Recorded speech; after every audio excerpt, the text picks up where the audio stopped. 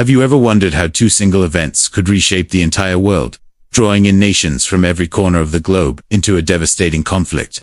The 20th century was defined by two such events, the First and Second World Wars. These weren't just battles. They were global cataclysms that redrew maps, toppled empires, and forever changed the course of human history. Today, we're going to journey back in time to understand how these wars began, who the major players were, and what their lasting impact is on the world we live in right now. It's a story of alliances, ambitions, new technologies, and immense human sacrifice. Let's start with World War I, often called the Great War. Picture Europe in the early 1900s. It was a continent simmering with tension. A complex web of military alliances had divided the major powers into two armed camps. On one side, you had the Triple Entente, which later became the Allied powers, primarily consisting of France, Britain, and Russia. On the other side was the Triple Alliance, or the Central Powers, dominated by Germany, Austria-Hungary, and the Ottoman Empire. Nationalism was running high, with countries competing for colonies and military strength. It was a powder keg waiting for a spark. That spark came on June 28, 1914. In the city of Sarajevo, Archduke Franz Ferdinand, the heir to the Austro-Hungarian throne, was assassinated by a Serbian nationalist. Austria-Hungary, seeing this as an attack on its sovereignty, issued a harsh ultimatum to Serbia.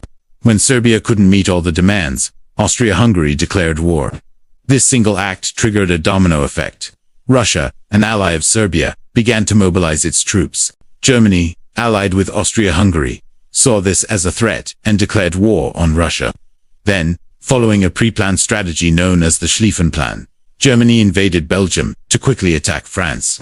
This violation of Belgian neutrality brought Britain into the war, and suddenly, the continent was engulfed in flames. What was supposed to be a short, decisive war quickly bogged down into a brutal stalemate. The Western Front, a line of trenches stretching from the Swiss border to the North Sea, became the symbol of the war's futility. Soldiers lived in horrific conditions, facing mud, rats, and the constant threat of enemy fire. New and terrifying weapons made their debut. Machine guns, heavy artillery, poison gas, tanks, and airplanes. Battles like the Somme and Verdun resulted in millions of casualties for just a few miles of gained territory. It was a new kind of warfare, industrial and anonymous, where human lives were consumed on an unprecedented scale. While the Western Front is the most famous, the war was truly global. Fighting raged on the Eastern Front between Germany, Austria-Hungary, and Russia. The Ottoman Empire fought the Allies in the Middle East. Colonies in Africa and Asia were also drawn into the conflict, providing soldiers and resources for their European rulers. The war also extended to the seas, with naval blockades and submarine warfare. Germany's policy of unrestricted submarine warfare, which involved sinking civilian ships, would have major consequences. The year 1917 was a turning point. In Russia, the war's immense strain led to the Russian Revolution. The Tsar was overthrown, and the new Bolshevik government, led by Vladimir Lenin, signed a peace treaty with Germany, pulling Russia out of the war. But as one major power left, another entered. The sinking of American civilian ships, along with the interception of the Zimmermann telegram, a secret German proposal for an alliance with Mexico against the U.S., outraged the American public. In April 1917, the United States declared war on Germany, bringing its fresh troops and vast industrial resources to the Allied side. With American support, the tide began to turn. A final German offensive in the spring of 1918 failed, and the exhausted Central Powers began to collapse. One by one, Bulgaria, the Ottoman Empire, and Austria-Hungary signed armistices. Finally, at the 11th hour, on the 11th day of the 11th month of 1918, Germany signed an armistice, and the guns on the Western Front fell silent. The Great War was over. The world celebrated, but the cost was staggering. Over 15 million people were dead, and entire empires had vanished. The peace that followed, particularly the Treaty of Versailles, imposed harsh terms on Germany, forcing it to accept blame for the war, pay massive reparations, and give up territory.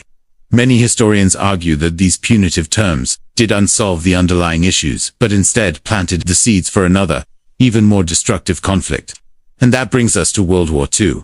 The 2 decades after World War I were anything but peaceful.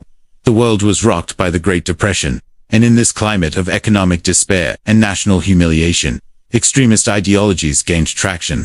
In Italy, Benito Mussolini and his fascist party rose to power. In Germany, Adolf Hitler and the Nazi Party promised to restore German greatness, repudiating the Treaty of Versailles, and blaming various groups for the country's problems.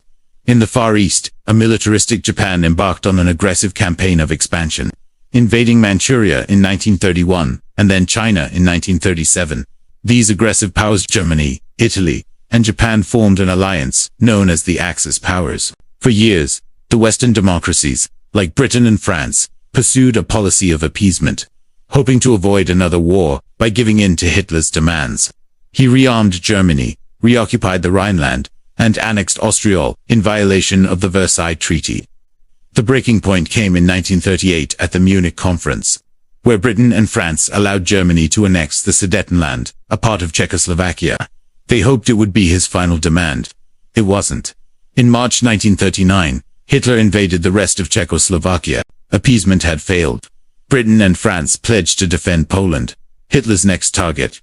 On September 1, 1939, German forces invaded Poland using a new tactic called Blitzkrieg, or lightning war, which combined overwhelming air power and fast-moving armored divisions.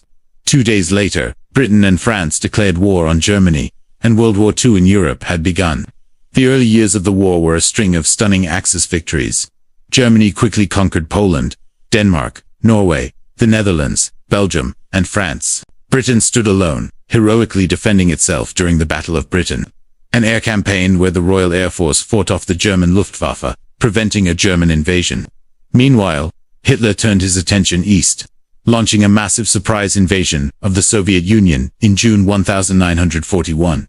This was a colossal gamble that opened up a vast and brutal Eastern Front, which would become the deadliest theater of the entire war. The war became truly global on December 7, 1941, when Japan launched a surprise attack on the U.S. naval base at Pearl Harbor in Hawaii. The next day, the United States declared war on Japan, and a few days later, Germany and Italy declared war on the U.S. The world was now divided into two main factions, the Axis powers, and the Grand Alliance, or the Allies, led by the Big Three: the United States under Franklin D. Roosevelt, Great Britain under Winston Churchill, and the Soviet Union under Joseph Stalin. The turning point of the war came in 1942 and 1943. In the Pacific, the U.S. Navy halted the Japanese advance at the Battle of Midway. In North Africa, British and American forces defeated German and Italian troops. And most critically, on the Eastern Front, the Soviet Red Army won a decisive victory at the Battle of Stalingrad, stopping the German advance and beginning the long, bloody pushback towards Berlin. This battle is often considered the most important turning point of the war in Europe. From 1943 onwards, the Allies were on the offensive. They invaded Italy, leading to Mussolini's downfall. And on June 6, 1944, the largest amphibious invasion in history took place. Allied forces landed on the beaches of Normandy in France, opening a crucial second front against Germany. Fighting their way through France, the Allies pushed towards Germany from the west, while the Soviets advanced from the east. In the face of certain defeat, Hitler took his own life in his Berlin bunker. On May 8, 1945, Germany surrendered unconditionally. Victory in Europe was declared. But the war in the Pacific continued to rage. The Allies, led by the U.S., had been island-hopping across the Pacific, fighting brutal battles on islands like Iwo Jima and Okinawa. Facing the prospect of a costly invasion of the Japanese mainland, the new U.S. President, Harry Truman, made a fateful decision. In August 1945, the United States dropped atomic bombs on the cities of Hiroshima and Nagasaki. The devastation was unprecedented.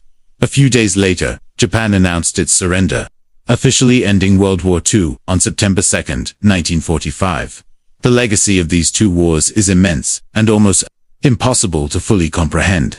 The human cost was astronomical, with an estimated 70 to 85 million deaths in World War II alone, a large percentage of whom were civilians. The Holocaust, the systematic state-sponsored genocide of 6 million Jews and millions of others by the Nazis, remains one of the darkest chapters in human history. The wars also accelerated technological development, ushering in the atomic age and the jet age. Geopolitically, the old European empires were shattered, and the world entered the Cold War, a decades-long standoff between two new superpowers, the United States and the Soviet Union. International institutions like the United Nations were created in the hope of preventing such a global catastrophe from ever happening again. From the trenches of the Somme to the beaches of Normandy, from Pearl Harbor to Stalingrad, the world wars were a period of unimaginable destruction and profound change. They are a somber reminder of the dangers of unchecked aggression, extreme nationalism, and the catastrophic failure of diplomacy. But they also tell stories of incredible courage, resilience, and the fight for freedom against tyranny. Understanding these conflicts is not just about memorizing dates and battles.